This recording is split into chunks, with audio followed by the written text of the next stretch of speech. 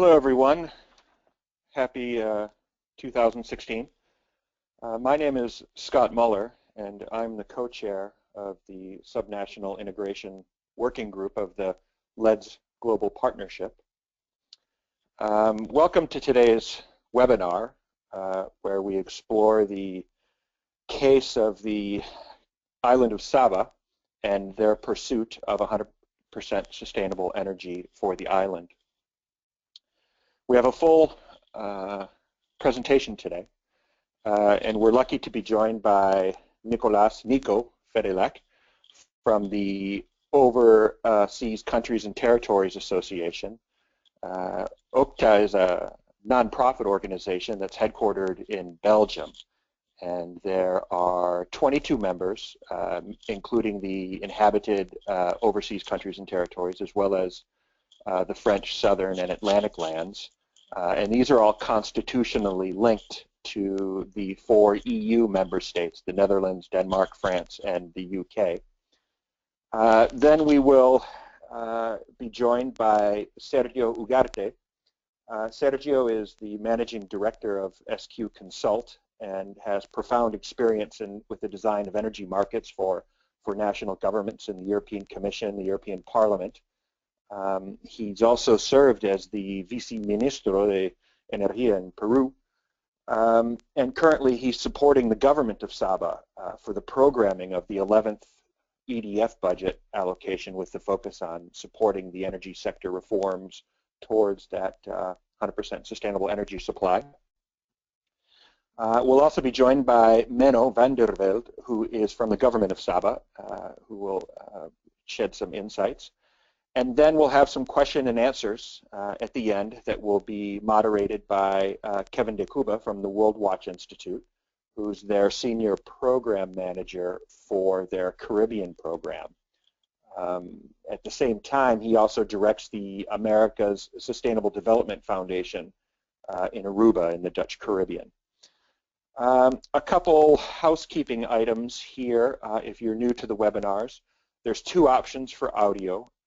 You can listen through your computer and as well as listen by telephone. The panel on the right of your screen is actually quite powerful. I encourage you to explore it during the presentations.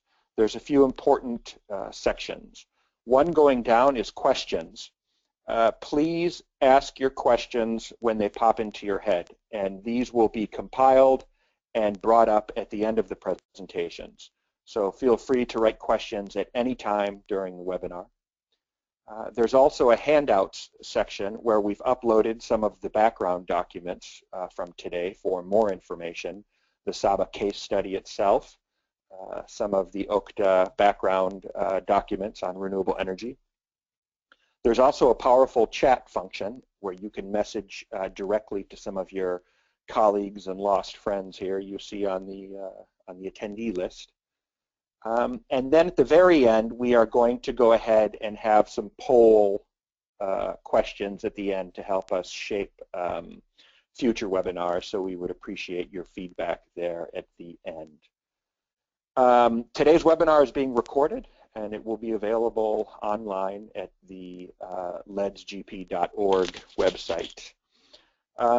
Quickly, in background of the working group on subnational integration, it's been around for about 3 years now, has grown significantly globally, and we really focus simply on enhancing the capacity and facilitating cooperation that improves and supports this concept of the coordination and vertical integration of low-emission development strategies between national and subnational governments, as well as other non-state actors.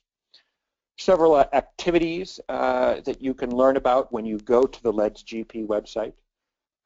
Many background documents, meeting minutes from the different global forums and regional forums that we've realized, as well as several case studies.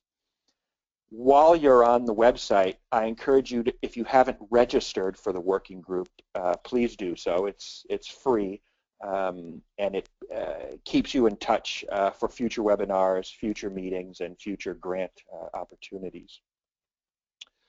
And today we are going to focus on the most recent case study produced by Sergio and Menno that takes an in-depth look at the sustainable energy plan on the Caribbean island of Saba. And there's a lot of key messages there. That case study is available here in the handouts. And with that, we are going to jump right over to Nicolas. So Nico, I'm going to pass you control of the screen. Thank you.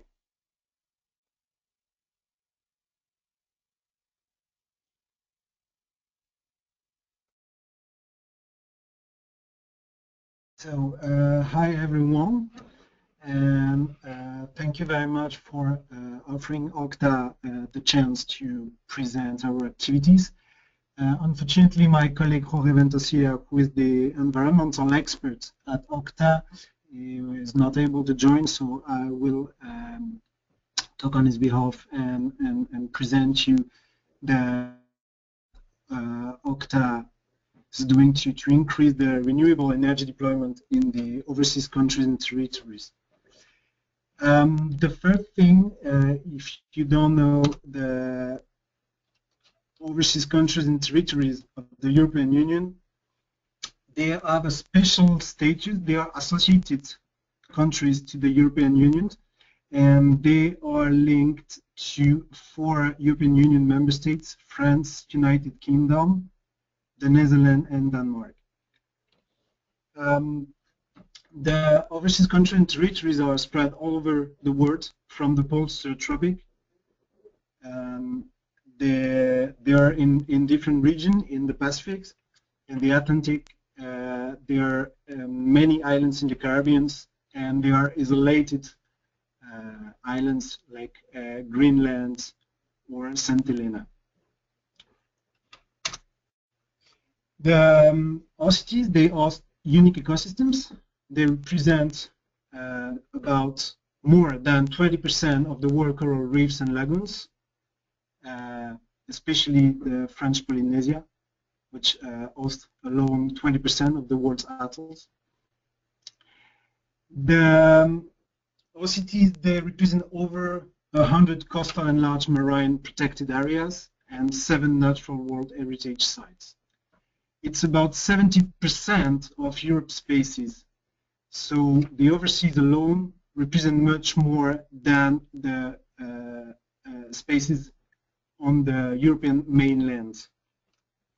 And this is why the OCTs are very valuable for the European environmental protection policies.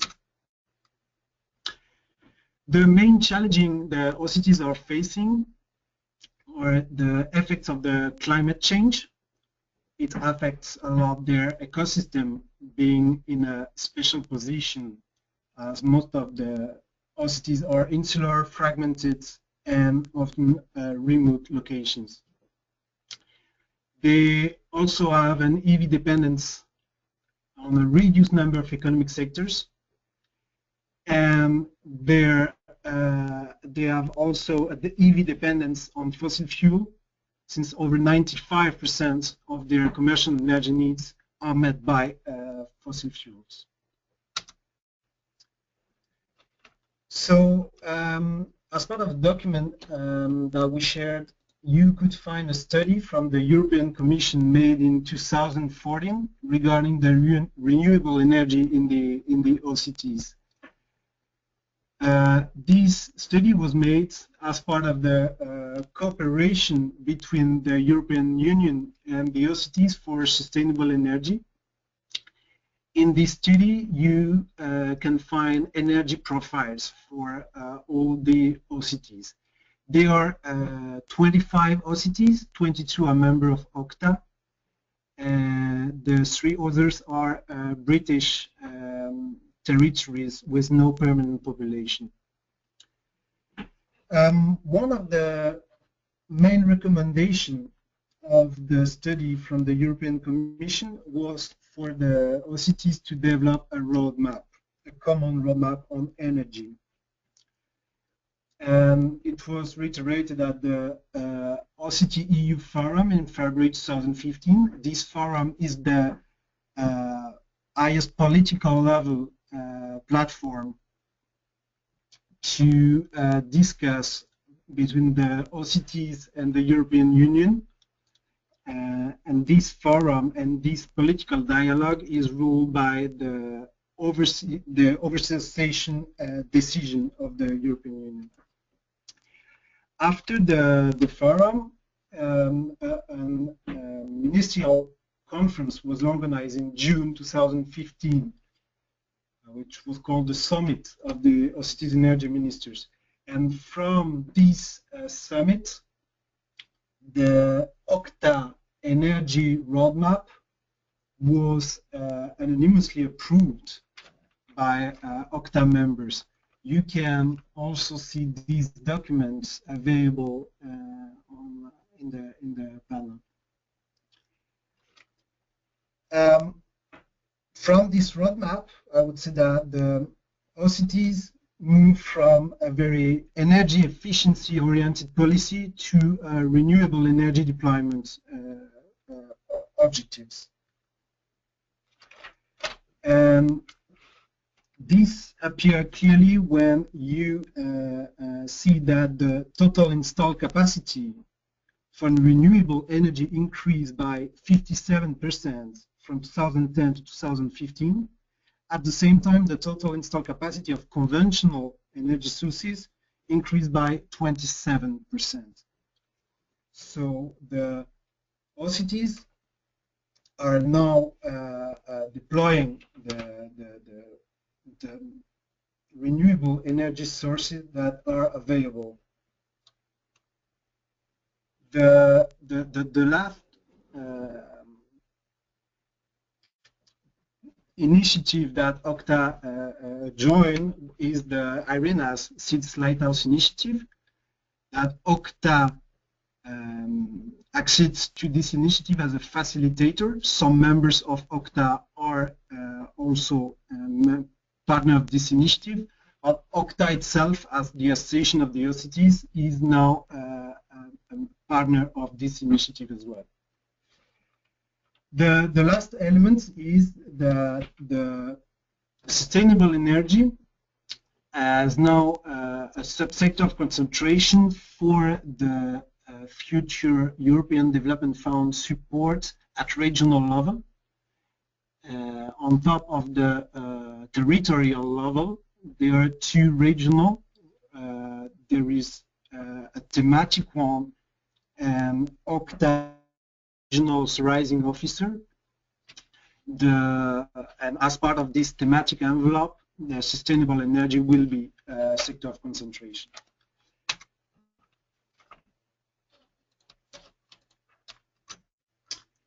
In this table, you can see it's based on the study made by the European Commission in 2014, the resources that are available in the OCTs regarding the renewable energy sources. So you can see that the renewable energy has a huge potential in all of the OCTs. And as I said before, there is the past 5 years, the total capacity of the renewable energy increased by 57%.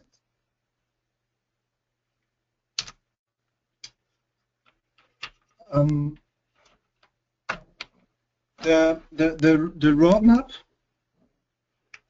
is the first step of this common strategy, and what the roadmap is made for is to identify common objectives, technical, economic, and legal priorities. So here you can see the list of the main objectives that have been identified.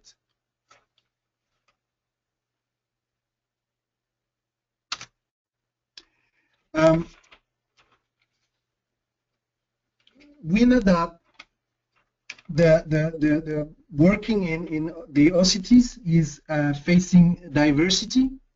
It's also facing challenges. And this is why I wanted to show you this, which is the installation of the new grid in Greenland. So the diversity is in the landscape, in the sources, and the challenge is even bigger when you are trying to develop the new systems. Here are examples of the renewable sources, the wind turbines in different OCTs.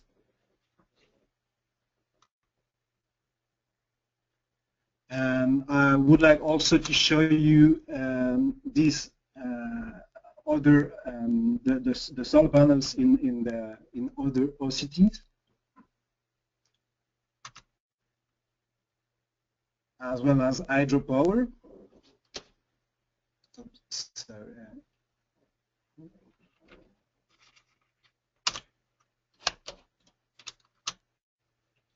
these new marine technologies, the example in French Polynesia of the seawater air conditioning, the geothermal energy, which is a showcase of how you can turn disaster into opportunities. Now, as you know, Montserrat in the 90s experienced an important volcano eruption, and from this disaster, the islands figured out how to turn it into opportunity and use the geothermal energy as a new source. Oops, here are different innovative technology and design that you are now developed within the OCTs.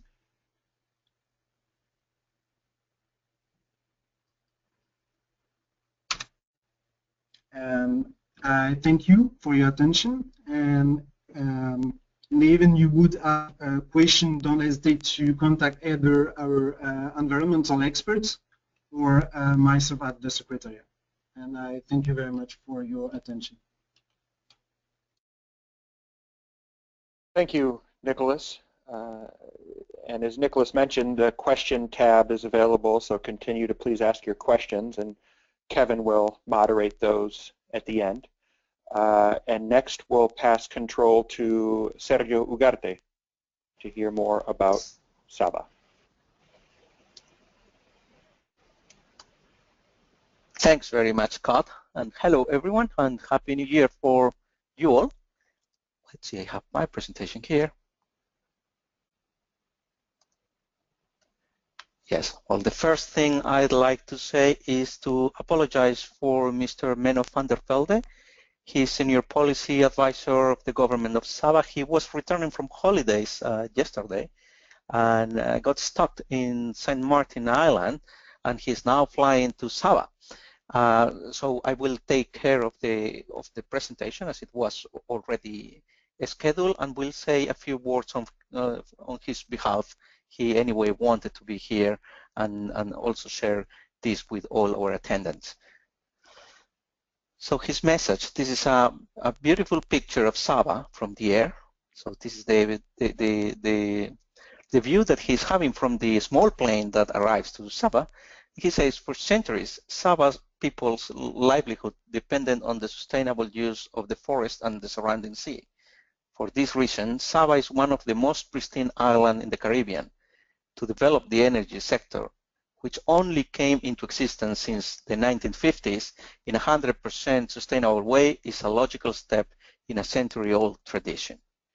And it's true. The population in Saba arrived in Saba in about the 1600. It came from many countries, the Netherlands, English, French, etc. And they did not know modern electricity, modern energy, and it was not until 1950s when they had their first power plant installed on the island. So it comes naturally to them, now that they have become so dependent on fossil fuel, to go back to a sustainable or renewable energy path. see the contents of my presentation. First, I will give a background on the political status and economy of Saba. Then I will describe Saba's electricity sector. I will tell you the policy decisions that Saba has made in the past 3 years, the energy action plan that they are implementing now, and we'll discuss the contributions to sustainable and inclusive growth resulting from this action plan. And finally, I will discuss 4 lessons learned from their policy strategy and how they can be replicable to other islands. So let's get started. Saba is a public entity of the Netherlands. So Saba is also called the unspoiled queen of the Caribbean. Why? It is a beautiful island, and it's a very peculiar island. It is you will not find any sandy, pristine sand beach on the whole island. It's only reefs. The only place around the island that you can dock a small ship is the harbor. The rest is either rocks or reefs. So people on the island live actually on the mountain, and the island itself is a dormant volcano, and but with very, very steep land. So there's with a lot of difficulty you will find 100 meters square flat on the whole island. Saba has only 1,295 hectares, and it's about 4.5 kilometers in diameter. Permanent residents in Saba, on this paradise, is 2,000 people, and they have 51 nationalities. So 2,000 people of 51 nationalities.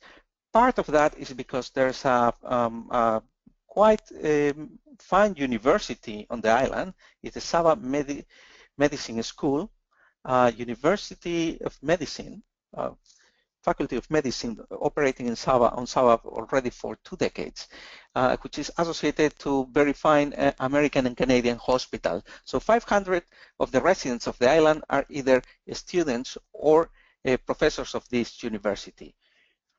The rest of the population is about 25,000 visitors per year, which means that the economy of the island depends a lot on the visitors, a lot on the tourism activities. The surroundings of the Saba island are plenty of coral reefs. It's actually a marine natural park, declared a natural marine park already for many years. And it hosts a lot of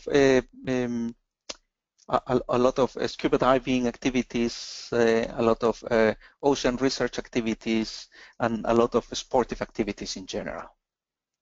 The political status of Saba is of the public entity of the Netherlands. Public entity is the same status that any other municipality in the Netherlands. So any province or any municipality in the Netherlands is a public entity. Saba and 2 other islands, San Eustatius and Bonaire, are public entities of the Netherlands since 10 October of 2010, when the Dutch Antilles dissolved themselves. As a public entity, it preserves some autonomy for its local economy, public order, and infrastructure, including energy infrastructure. So energy infrastructure depends on the government of the island. Other areas such as defense, foreign affairs, immigration, healthcare, education, social affairs, labor are fully integrated within the Netherlands legal framework and institutions. So it is very interesting to see on this English-speaking island, to walk and find all the public buildings for tax authority, for police, written in Dutch, and then they speak Dutch and they speak English. It is a very interesting mixture. Saba's economy, as I said, the primary source of income is tourism. the tourism activities, and the activities related to the Saba School of Medicine. The Saba School of Medicine is a fine school associated with very important hospitals in the United States and Canada. So these students that come here to the island for 3 years, so studying for 3 years, they need housing, they need clothing, they need fun, they need food, and those are also part of the economy of the island. The gross domestic product per capita in the island is 21,900 American dollars. So it is a medium income gross domestic product per capita. The population of Saba is not wealthy. It's, let's say, is low middle class, and there's poverty on the island. However, there is not much unemployment. Unemployment rate reduced from 12% in 2004, this before it was part of the Netherlands, to about 4% in 2014. And most of the population, or about half of the population, is employed by the government, healthcare, education. Another 20% work in trade, transport, hotels, and services, and the rest of the population, working population, works mostly on other type of services, agriculture, commercial fishing, and local trade as well. What you see on the left side of the screen, this is the Juancho Jurowski Airport. This is Saba's airport, which has the shortest commercial runway in the world. It's only 400 meters, so it's for a small Cessna, and I can tell you that it makes a big impression to land on the island with the small plane and see how you are approaching the end of the runway and see just the sea, and the plane, I think 99.9% of the times stops before the runway finishes.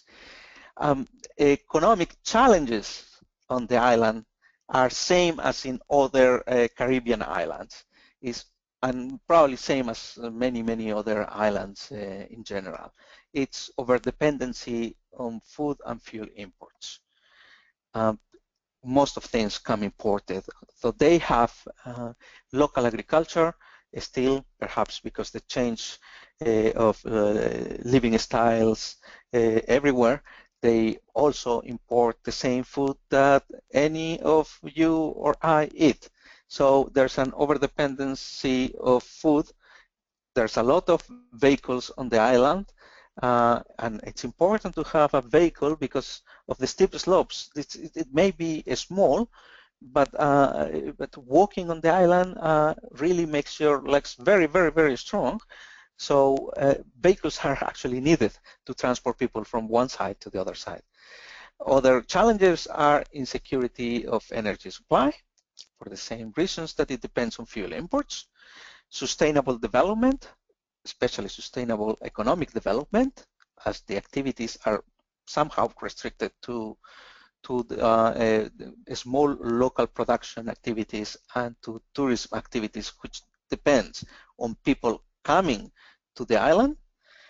Competitiveness in small places is always an issue.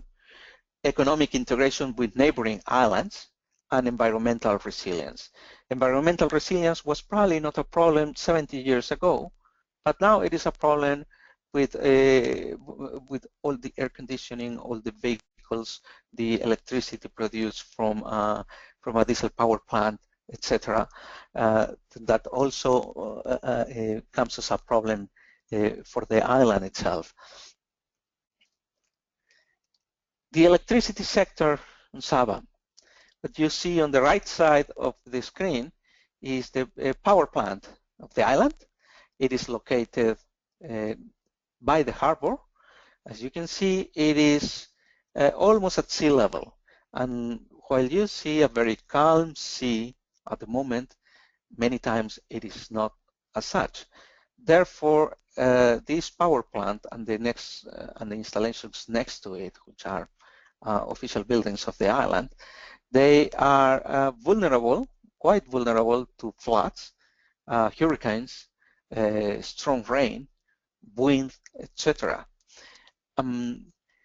This power plant produces all the electricity of the island. There's at the moment no other centralized way of producing electricity, and the local or domestic solar panels are very, very, very limited to almost inexistent. There's only very, very few on the island. So this power plant produces the 10 gigawatt hours that the island consumes annually.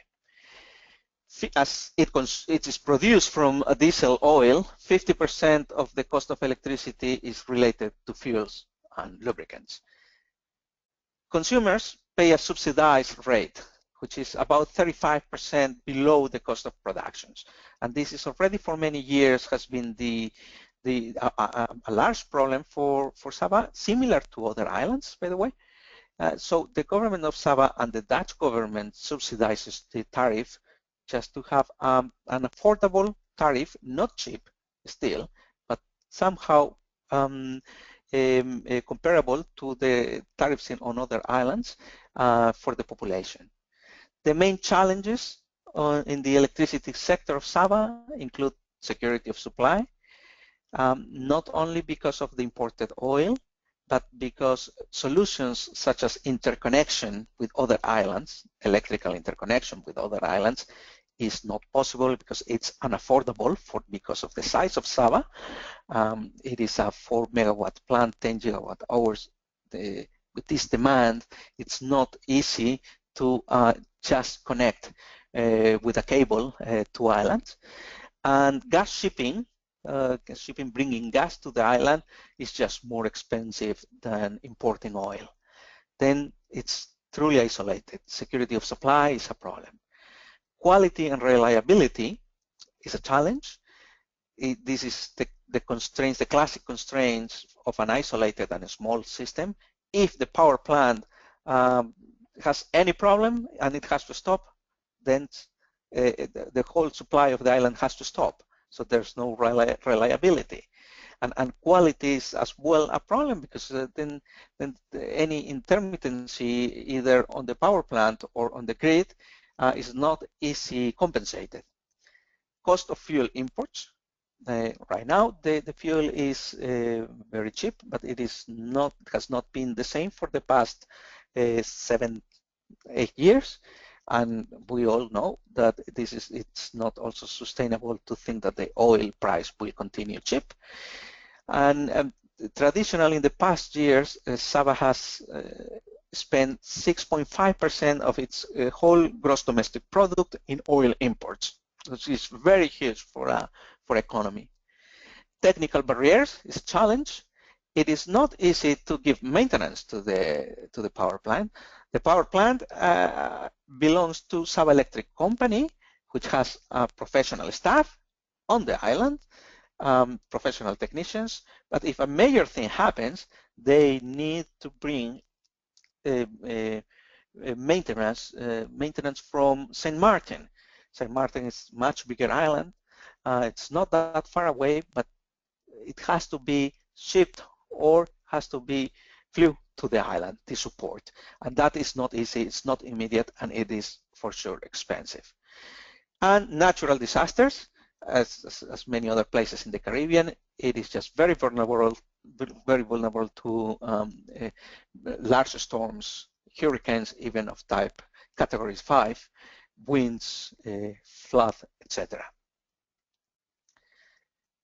Then, under these circumstances and under its new political status, Saba decided to make many policy decisions. Just before entering into policy decisions, how is the Saba government organized?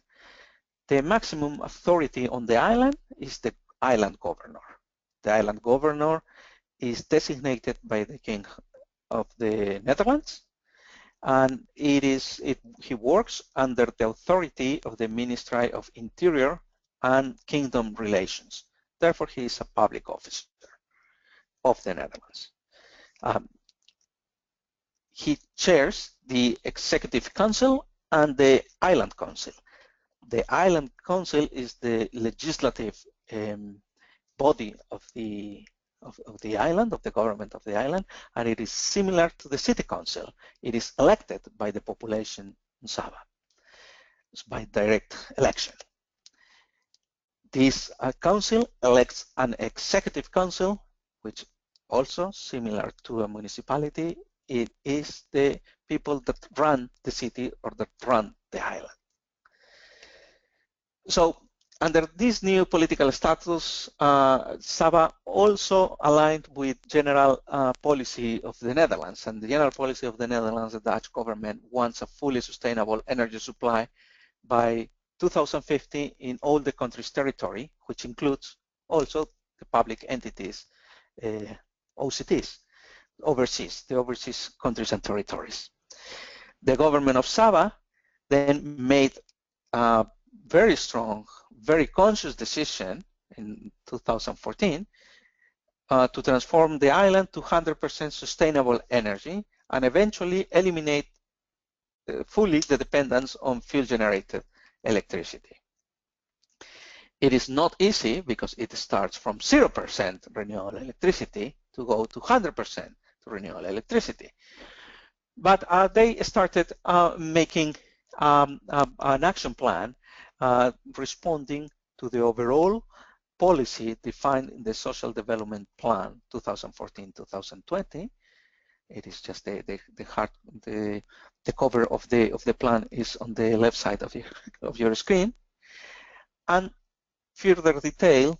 The action plan is further detailed in Saba's energy sector strategy that was formulated and approved by the Island Council in March 2015, so a few months ago. The island energy policy is based on 4 pillars: sustainability, affordability, energy independence, and reliability. One in particular, one of the most important aspects of this energy policy is equitable access to everyone in the society and quality of energy to everyone in the society, particularly for the poor, as an overarching goal of this policy. The action plan decided to go step by step. Going from 0 to 100 needs some intermediate targets. So the first intermediate target for the production of renewable electricity on the island has been set to 20% by 2017. And the second intermediate target is 40% by 2020. The action plan and the Saba development plan arrives until there, and due moment it will be revised.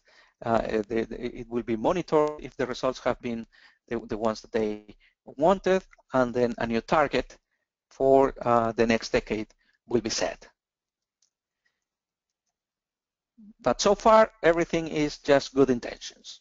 Let's go to the energy action plan.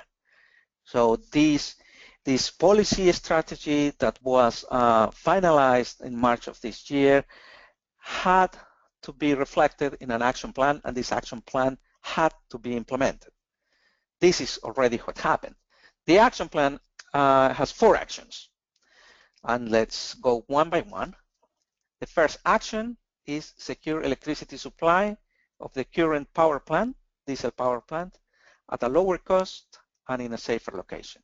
So what happened is that the risk due to the location of the plant have been increasing in the past years. So they had to really relocate the power plant. The engines were old and they all were burning just light fuel, light diesel. So they decided, okay, if we want to at least lower the cost of production, we need more modern engines and have engines that can also burn heavy oil. And the power plant has to be relocated. So that was the first action. So we need to secure what we have. They have started the relocation and the refurbishing actions. On the right side of your screen, you will see the groundworks for the new power plant, which is a higher altitude. It is not anymore by the harbor. It is close by and very close to one of the four large four villages on the island, very close to the bottom. The bottom is the capital of Saba. The funding for this refurbishing and relocation of the power plant comes from the Ministry of Economy of the Netherlands. That was the first action. Action 2 is increase the share of renewable energy production by constructing 2 megawatts of renewable energy infrastructure. 2 megawatts, the first megawatt correspond to the first target by 2017, and the second megawatt corresponds to the second target of 40% renewable share by 2020. There was the discussion on what type of electricity, what type of renewable energy source. Should it be solar? Should it be geothermal? Should it be wind? Therefore, with support of the Dutch government, Saba realized about 10 technical studies, economic and technical studies, to determine what were the best options. They came to conclude that solar panels and wind farms were the best options, and they chose for solar PV plants, photovoltaic plants, for the first 1 megawatt. They also got funding from the Dutch Ministry of Economic Affairs, and at this moment the process of constructing this first 1 megawatt is under tendering, so they expect to have this 1 megawatt hopefully by the end of this year. The third action is to adapt the transmission and distribution grid, including the installation of energy storage and making the grid an intelligent grid. They have already started with part of this with own funding by renewing all parts of the grid. They are searching for funding for the rest of this action under the European Development Funds, EDF, that will be decided probably at the end of this year as well. And finally, action 4 is further investigate what other renewable energy sources can lead to an affordable, reliable, sustainable supply for the island. As in the previous presentations, I don't know if you had the chance to see that the sources of renewable energy for Saba specifically were also geothermal, so solar, wind, and geothermal. Geothermal is studied, geothermal resources are studied on Saba and on the other neighboring islands. There has not been any decision about using geothermal, but Saba's energy action plan considers the possibility of researching more on this, probably in synergy with the efforts of other islands, perhaps for a common exploitation of geothermal resources.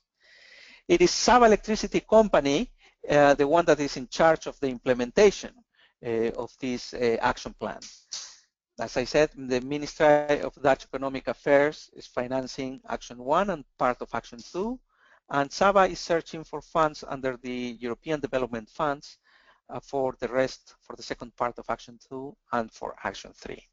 It is interesting here to know why did Saba chose for photovoltaic plants, solar farms instead of wind for the first part of its renewable energy infrastructure. They decided that the risk of having wind energy on the island was too large. And it is because they are constantly hit by strong winds, constantly hit by hurricanes, and most of the places on the island are the accessibility to most of the places on the island is so difficult that they decided that going for wind will be just too difficult and even dangerous for their population. So they decided to go all for sun, all for solar. Sustainable and inclusive growth, the results of the plan being implemented is sustainable and inclusive growth in many ways. First, reducing emissions and from power generation on the island. And it's identifying best options for deployment of renewable energy on the island, contributing to the diversification of the energy mix of Saba, reducing the cost of electricity production, which in the end benefits island's finances. Remember that currently 6.5% of the GDP of Saba is spent on fuel imports. So if part of it is saved, then it makes possible for more investment in social welfare that is needed on the island. As I said at the beginning of the presentation, the population of Saba it's not a wealthy population, it's not a poor population either, but there's poverty and there are social problems that need to be attended in social welfare specifically as well. Improving the reliability and redundancy of the system has an impact on productivity of commercial and industrial activities, has an impact on the services that are offered to tourists. So it's important to be able to offer, just to be more competitive, to offer better services. Creating business and employment opportunities around the renewable energy sector for maintenance, for trading, for grids, etc. Increasing the energy supply by reducing dependence of imported fuel and establishing the foundations for the broader support to energy efficiency and the development of intelligent grids, which is also an important part of the action plan. So the action plan right now is focused on increasing the share of renewable energy, but the action plan as well goes for energy efficiency and intelligent grids, smart grids. So that is the challenge for the next few years, and then they have to prepare for that. Lessons learned. Perhaps before going to the lessons learned, I'd like to make a comment regarding the national and subnational integration of the policy design on Saba. The policy design on Saba has been done mostly on the island, has been decided following good practices of stakeholder consultation, consensus building, and a rigorous, robust technical analysis based on studies done with this goal, mostly financed by the Dutch government.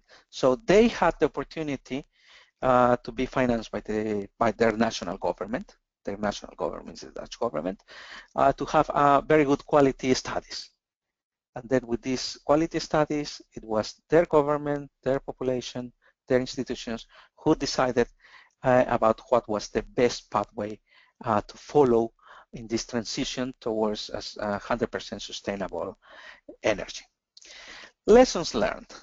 There are 4 important lessons learned that can be replicated or that can be considered by other islands. The first one is financing the transition. In small places, small islands, the transition from conventional power to renewable power is very expensive, especially when it's going from fossil fuel-based systems to renewable energy sources, because it is a capital-intensive commitment. So the micro-scale economy of Saba and the difficulties that Saba has for accessing long-term financing in banks, for instance, makes very difficult to initiate sustainable energy supply policy. Therefore, they need PPPs, public-private partnerships, like the one established by the Dutch government and Saba Electric Company for implementing their plan. So PPPs are an excellent way to finance the energy transition at local level, and that's the first lesson learned, and it's important for OCTs. Rather than going alone, it is through national subnational integration with their country that they are linked to establish the best design PPP as the viable financing mechanism for this transition. The second lesson is the evaluation of technical options. Many people think, when they think of an island, oh, this is a good opportunity to make a test of our new technology because it will be a promising solution for this island, for these conditions. Saba decided that they will not go for any super innovative technology. On the contrary, that they will go for well-established, well-known technologies. Why? Because there's not much room to pilot new or advanced technical options on small islands.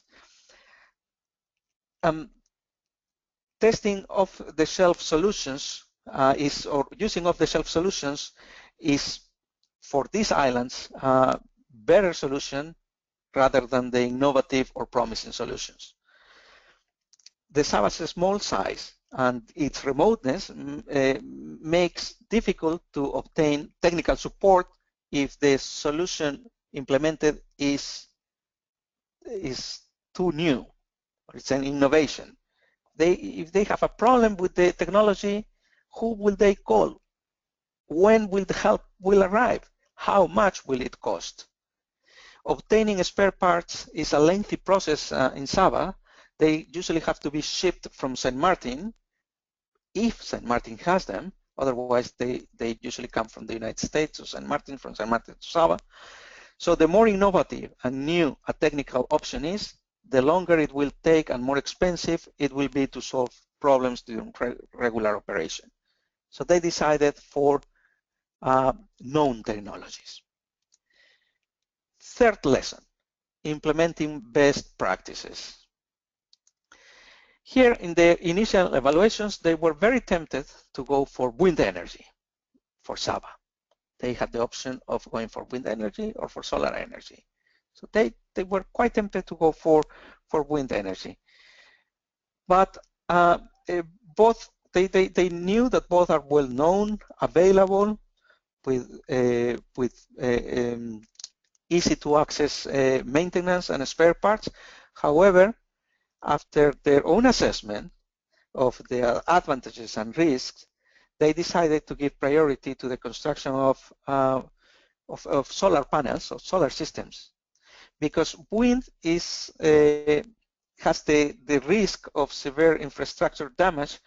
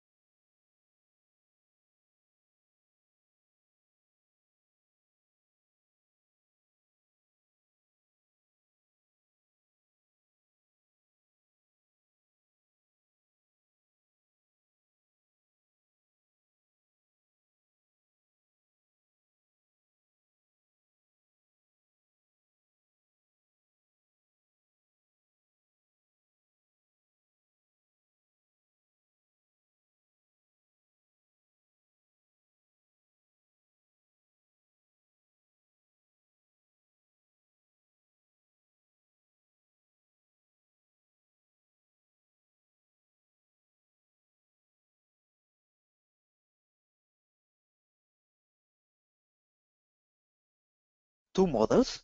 One, a conventional model, investment done by the electricity company under the PPP with the Dutch government or PPP with other public organizations, or the prosumer model. The prosumers, for the ones that are not familiar with the term, prosumers are producers, small household producers and consumers of energy. So it is when you install your solar roof panel, the solar panel on the roof, and then you have a battery, and then you produce your own energy and you inject the excess energy to the grid. That will be a prosumer model. This is a very interesting model, and they had lengthy discussions on this, but in the end they decided that because of the small size of the island and because of the economic typification of the island and their organization, it was better for them at the moment to go for a more conventional business model around the Saba electricity company. This mainly because of the size of Saba's electricity system. The Saba electricity company can quickly or could quickly decapitalize if they are not able to operate because of the prosumers model. Therefore, they will not be able to offer reliability to the system, and customers that are not prosumers will feel these deficiencies very quickly, as they will probably end up with no electricity rather soon. Current legislation in the Netherlands and in Saba specifically allows for self-production and allows for injecting the surplus of electricity production into the grid. So if anyone on Saba decides to go for that, it will find a path. It will find a path for this. However, Saba has not set, or Saba Electricity Company has not set any tariffs for this prosumer level, prosumers model yet. These are 4 interesting lessons that can be of interest for other islands and especially other OCTs. I thank you. Now I will be very glad to respond to any questions that you have, and I leave my contact information here, also Saba government's information in case you would like to contact them and ask them about their energy policy. Thank you very much, and back to Scott. Thank you, Sergio. That was quite interesting. We are going to switch now to Kevin De Cuba to please go ahead and moderate some of the questions. I see that several of you are raising your hand. If you could go ahead and just type in your questions, it's down in the middle, rather than switching audio. And so, Kevin, welcome, please. Feel free to share some additional information about WATCH's programs in the Caribbean or Aruba as well. Yes, hello, good morning, everybody. Well, as the Caribbean Program of, Manager for World Watch Institute, we have done plenty of work in the recent past related to sustainable energy roadmaps in many different islands. In this case, the larger Antilles. This covers Haiti, Dominican Republic, Jamaica. Currently, also work is ongoing in Belize. And on top of it, we've prepared the renewable energy roadmap for the wider CARICOM region. WorldWatch has also a critical role within the Let's GP platform. WorldWatch is currently the chair of the Energy Working Group, and I have one of my colleagues also attending this webinar, Philip Killeen, who is the project or the manager of the Let's Energy Working Group. So on the DAPT platform, we also collaborate with many different stakeholders and partners around the globe with the 3 regional secretariats of LETS, and where such in this case is where we give a hand in facilitating, inviting, and also providing content. So now entering into the Q&A session, I had made some notes myself while listening to Nicolas and Sergio, and just to get the conversation going, I would like to just post 1 or 2 questions first, and then I'll be tackling one by one the different questions that have been raised by the participants. First of all, I wanted to ask Sergio regarding greenhouse gas accounting. This is actually also a question that was posted by one of the participants. whereby the question is, do the EU states, or in this case the Netherlands, account for the greenhouse gases of their OCTs? So in this case, Saba. And is this an integral part of the INDCs, or the internationally determined contributions? Yes or no?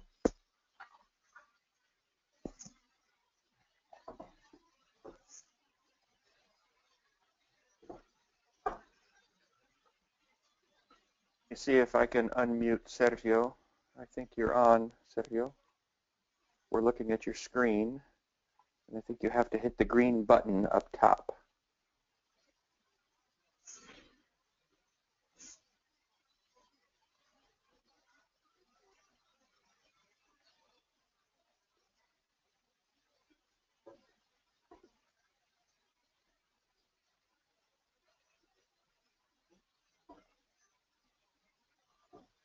Hi, can you hear me now, right? Yes. Yes, all right. Yeah, all right. Oh, I'm sorry, it was my fault.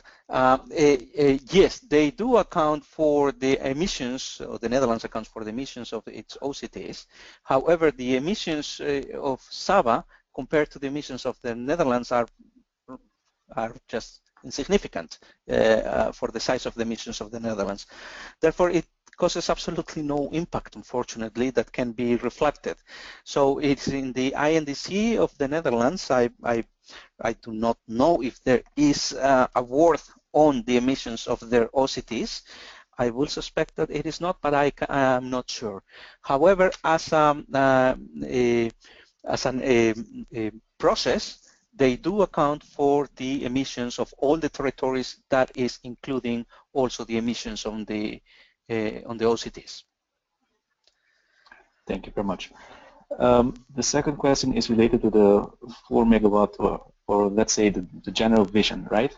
It is understood that the goal is to transition from 0 to 100% renewables, and but in the plans, or in the medium-term plans, or the transition process, you're envisioning installing new generation sets or moving them to another location, and basically binding yourself or locking yourself in for a considerable period of time, let's say 10, 20, 30 years. So doesn't this contradict the option or the goal of switching to 100% renewables?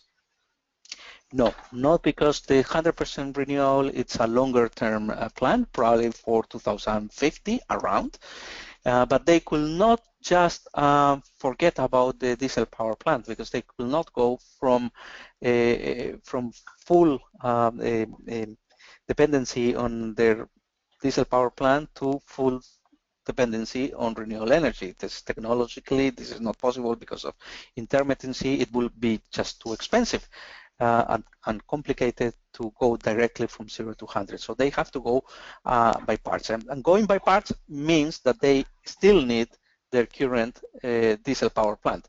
The problem with the current diesel power plant, it was that it was located in a very unsafe location, meaning really unsafe. It could be hit by a hurricane any moment, it could be destroyed, etc. So they decided, they knew they had to move it. In all cases, they had to move it. The process of moving it, and as the engines were old already, they decided to negotiate with their financing body, it was in this case the Dutch government, the refurbishing and the purchasing of a few more new engines to replace the old ones. So this is a full plan. The full plan, it is the renewable energy comes in and starts replacing the energy produced by the diesel power plant. They do not care if the diesel power plant does not operate, because the owner is the same. So they actually save money when it does not operate, but they need it anyway to compensate the system, and well, not only to compensate the system, but also to operate for the part the renewable plant cannot produce for. So now this is related to a question that was posted by a participant. What about then energy efficiency? because in this case we're talking about energy supply. To what degree was energy efficiency or avoidance of energy consumption considered in the overall strategy? Yeah, it is energy efficiency. It is considered in the overall strategy in two different levels. It is a consumer's level. It is mentioned in Saba's development plan, which is the overall plan for the island. They aim at implementing energy efficiency measures on the island. Perhaps the best driver for energy efficiency on this island is the price of electricity, by the way. So people cares about not using wrongly the electricity because they have to pay an expensive price for it. So that's at consumer level what they have. Remember, this is a small island, so they do not have a large industries, etc. Most of it is for some air conditioning, lighting, and very small, very small industrial processes. And on the supply side, energy efficiency on the supply side, they have renewed most of the old grids, transmission grids that had a very large losses, and they have done it with the purpose of reducing the losses, so for improving energy efficiency on that side. Thank you. A follow-up question to related to the goals, right? You just indicated that the goal is 100% by 2050. The question is then, why not at once investing in geothermal or ocean energy technologies, or geothermal that is more considered an off-the-shelf technology, instead of taking the transitional, gradual changes? Why? And also, the question is also whether it is related to the entities that form part of the PPPs. So in this case, we know that it's the Saba Electricity Company that is part of this PPP structure. And the question is, isn't that a determining factor for the scope and the boldness and the risk taking that has to take place? Yeah. Okay, let's go to the first question first. Geothermal was considered also at the beginning, but it was discarded as an immediate option because of scales. Producing electricity for geothermal sources require some scales, and Saba is just too small. 10 gigawatt hours and a small power plant of 2 megawatts perhaps operating at full time will be very expensive development in geothermal energy, especially because the geothermal studies have not been finished. So they still will have to dig in wells, and that is all very expensive. What they see for geothermal energy is a common exploitation with other islands, with at least 6 islands, including San Eustatius, St. Martin, and other neighboring islands, and do a common exploitation, not necessarily on Saba, it could be in the most promising place, and interconnecting islands, electricity interconnections among them. Then the size will be interesting, the scale will be interesting, and therefore it will be economically attractive. At this moment, it is not. Therefore, they had to discard it. They keep it in the action plan, though, for the future. And if they ever come to geothermal energy on Saba, they know it will not be for them. It will be for exporting electricity to other islands. Also for them, but just because of the size, it will be mainly to export. And the second question I did not fully understand. It was related about Saba's electricity company's involvement on the PPP. It was indeed. It was. There are not a lot of institutions in Saba, so it is either the government of Saba or the Saba Electric Company, the one signing the PPP with the Dutch government, and Saba Electricity Company is a company with staff and with finances, etc. So it made sense to do it in that way. I don't know if there was an aspect of the question that I'm missing. Yes, the aspect around the question is where since you're opting to let the utility company probably, it is not confirmed or not, let the utility company decide or determine the strategy forward, where because they're a company and have a particular, scope of responsibilities, where that influences the overall general strategy of the energy policy and the roadmap.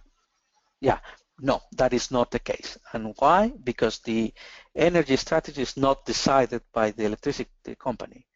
The energy strategy and the energy policy is decided by Saba's Island Council. And that's the population of Saba. That is the representative body of the population of Saba.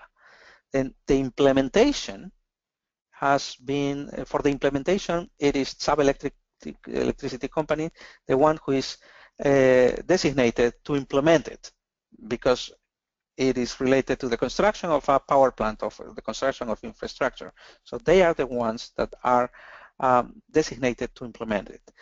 Now, if you ask me if they can influence the decisions of the energy policy, it's a small island with 2,000 residents, so they surely influence, because it's a small group. Everyone influences. Everyone with some power in that small group of people will influence anyway. So that is the level of influence, but just because of the dynamics of the country, but not because they can decide on the strategy itself. The strategy is decided by the government of Saba, and it is Saba Electricity Company, the one designated to implement Action 1, Action 2, and Action 3 of the Saba's electricity, Saba's energy plan. Thank you. An additional question that has popped up is, how will the 2050 energy matrix look like based on what is planned? So I assume the question is, what is the energy mix that you're envisioning for 2050 to have a zero dependency on imported fossil fuels?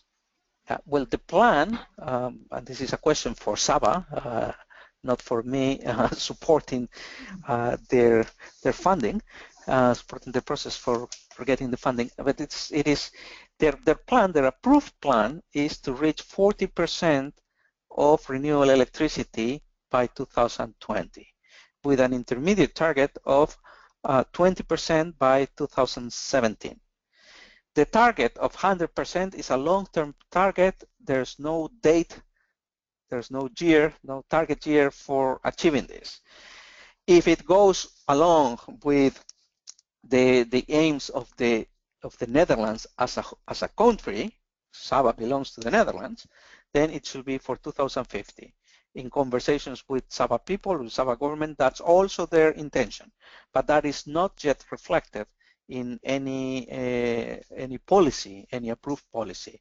That will probably be reflected after they can monitor the results of this first part. Thank you, Sergio. One final question that was raised was related to the European Development Fund itself. It is understood that this work is also considered like preparatory work for potential access to the European Development Funds. And the question is, to what extent is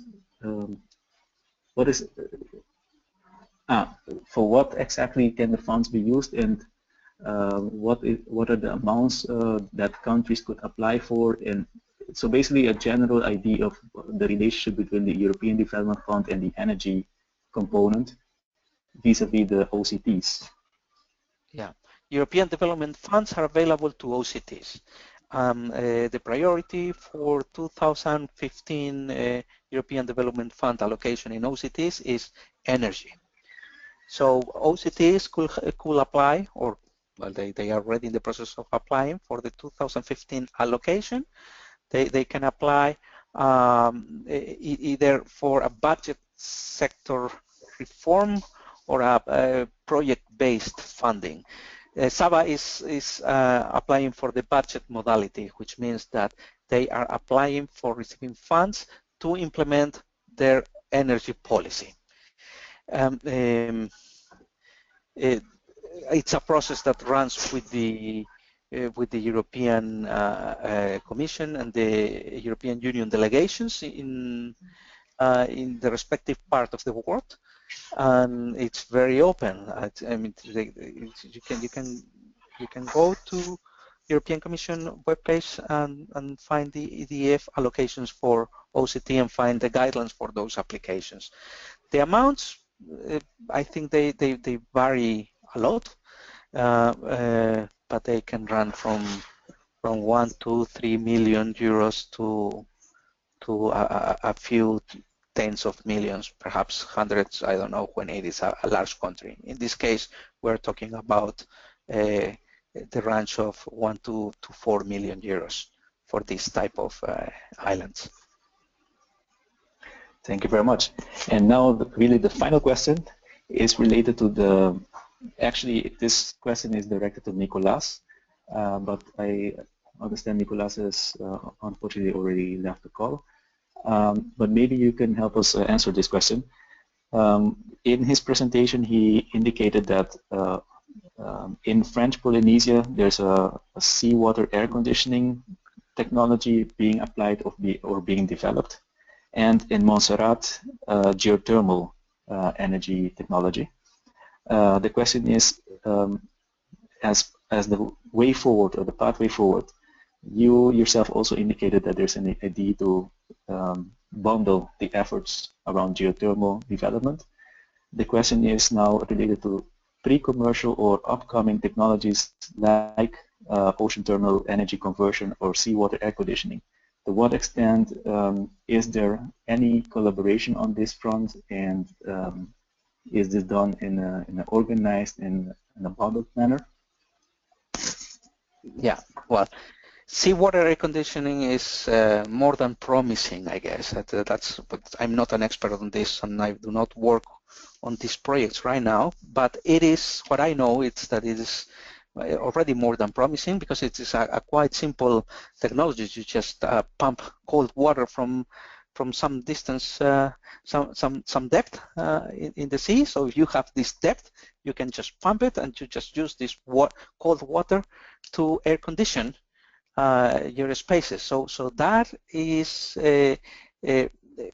technically feasible when you have depths and when you are close to the water.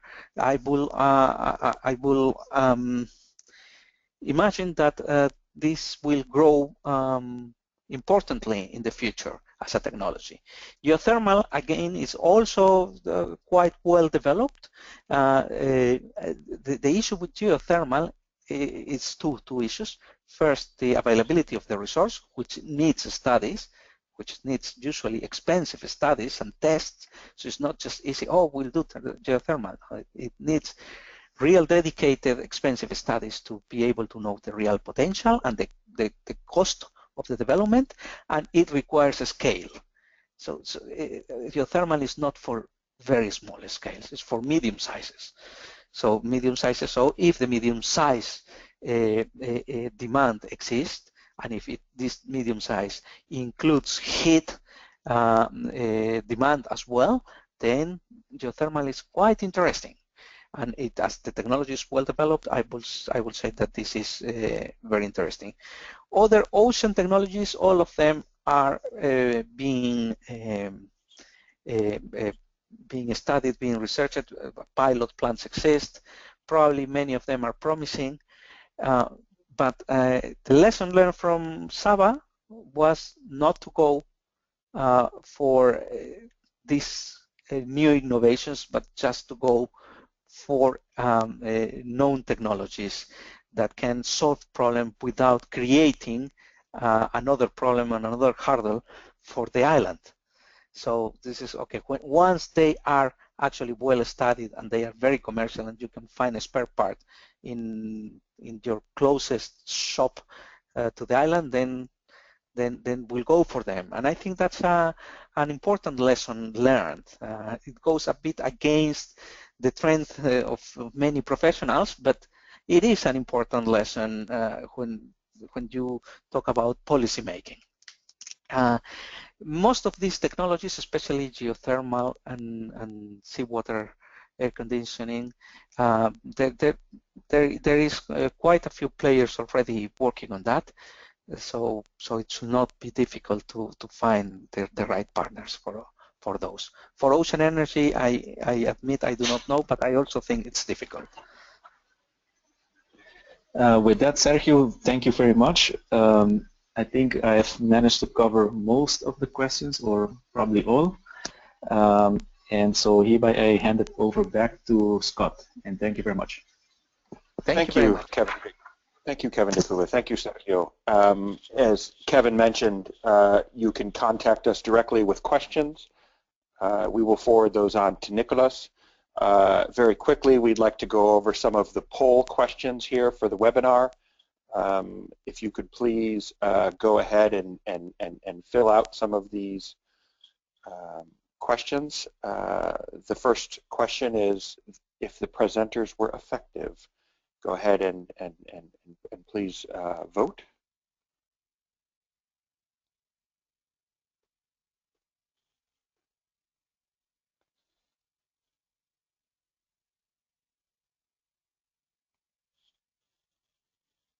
Okay, and the next question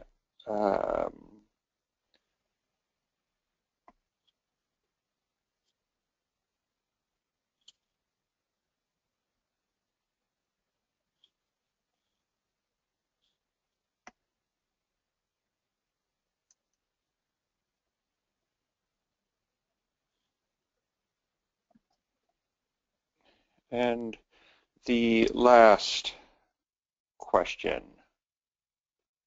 Oh, no, we're all closed. We're all done, I believe. Great. Okay. We appreciate everyone's patience with the time running over. I encourage your questions and to actually go to the ledsgp.org site and share your name within the Working Group for Subnational Integration, and we look forward to your future involvement. Thank you, everyone. Goodbye.